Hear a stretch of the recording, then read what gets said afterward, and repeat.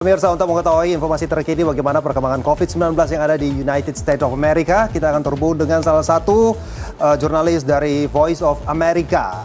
Yes, dengan Mas Naratama, apa kami sudah terhubung? Halo, apa kabar Insert? Selamat siang. Selamat siang, Mas. Sehat, Mas? Ya, sehat di situ siang, di sini malam jam 1 pagi di sini. Oh, jam 1 pagi. Terima kasih atas waktunya buat kita, Mas. Ya. Langsung aja, Mas, gimana kondisi terakhir COVID-19 di Amerika, Mas? Ya, Veronica sama Ivan ya. Jadi saat ini di New York, karena saya sekarang tinggal di New York dan kita melaporkan dari New York dulu. Di New York State, negara bagian New York State itu sekarang sudah ada 251.690, sekitar 251.700 orang yang terpapar virus corona. Dan yang meninggal dunia sudah 14.828. Itu negara bagian New York ya, jadi bukan kotanya. Sementara untuk kotanya sendiri sudah 142.432 orang. Jadi kota New York ini sudah benar-benar sudah shutdown, sudah seperti ghost town karena orang tidak bisa keluar lagi dan semuanya sudah sangat prihatin ya dan harus berhati-hati.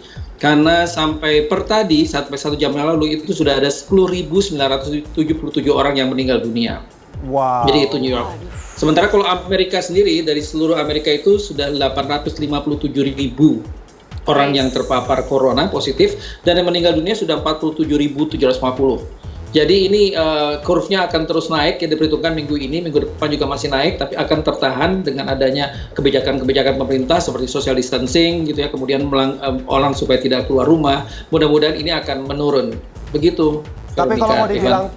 Ya, Mas, tapi kalau mau dibilang social distancing, terakhir kemarin beberapa hari lalu juga banyak sekali warga negara Amerika yang ternyata menolak ya adanya lockdown tersebut. Yes. Sehingga banyak sekali terjadi demonstrasi besar-besaran. Itu seperti apa kondisinya? Ya, sebenarnya ini menarik ya, karena Amerika ini kan banyak negara bagian. Jadi beberapa negara bagian itu seperti di Washington, kemudian di Texas ya, Ohio, itu beberapa tempat itu memang banyak juga publik yang menolak untuk dirumahkan. Karena masalahnya simpel aja, masalahnya ya karena tidak ada pekerjaan, karena masalah ekonomi, mereka harus bekerja. Kalau nggak kerja kan nggak ada uang.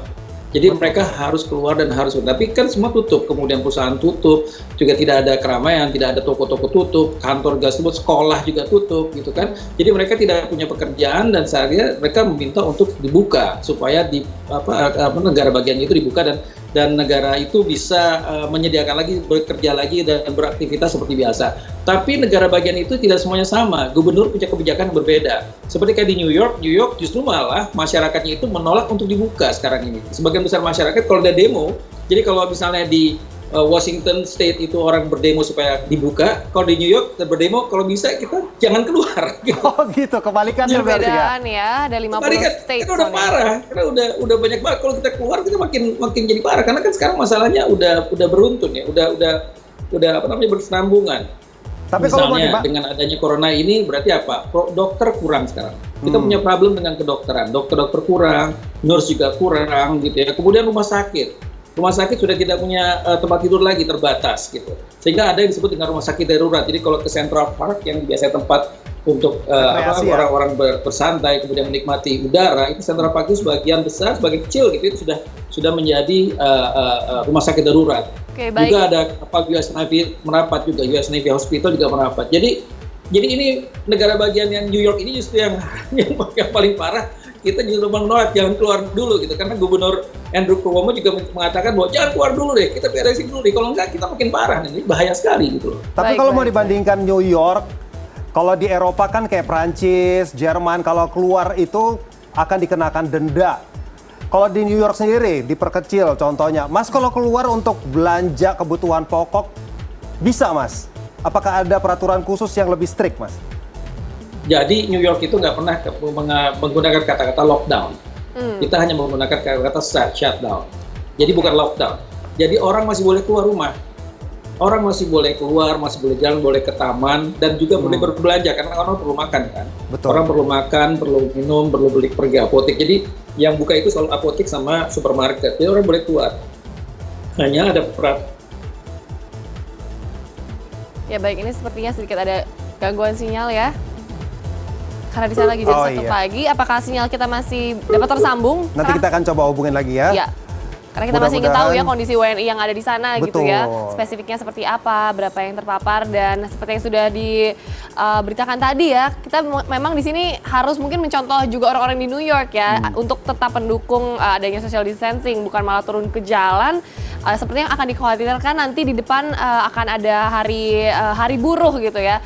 Semoga kita semua bisa mengambil pelajaran dari Amerika begitu ya. Mana yang lebih wise untuk kita lakukan. Benar, soalnya kalau mau dibilang Amerika ini merupakan epicentrum ya. Kenapa? Karena Amerika merupakan satu negara yang terbanyak Negara mengalami bagiannya. pandemi COVID-19 ini. Yes. Mau tidak mau seperti tadi Mas Naratama bilang, ini peak pertama. Memang sudah pada puncaknya. Tapi walaupun grafisnya belum mencapai penurunan yang signifikan, ini ada kemungkinan second wave-nya yang akan muncul. Karena beberapa ahli atau pakar mengatakan bahwa di Amerika ini COVID-19 pandeminya akan berakhir di bulan Desember 2020. Tapi ini masih prediksi dan masih spekulasi, kita belum tahu seperti apa. Kalau kita bicara mengenai Indonesia, Indonesia juga agak sedikit jadi pertanyaan besar ya, kapan ini akan berakhir. Banyak yang dibilang mudah-mudahan akhir Mei ini, tapi dari Itu secara data terlalu positif muluk-muluk ya, ya. sepertinya terlalu muluk. Mari kita sekarang bersama-sama menikmati saja momen di rumah ini, dan pastinya Insight akan kembali sesaat lagi. Jangan kemana-mana.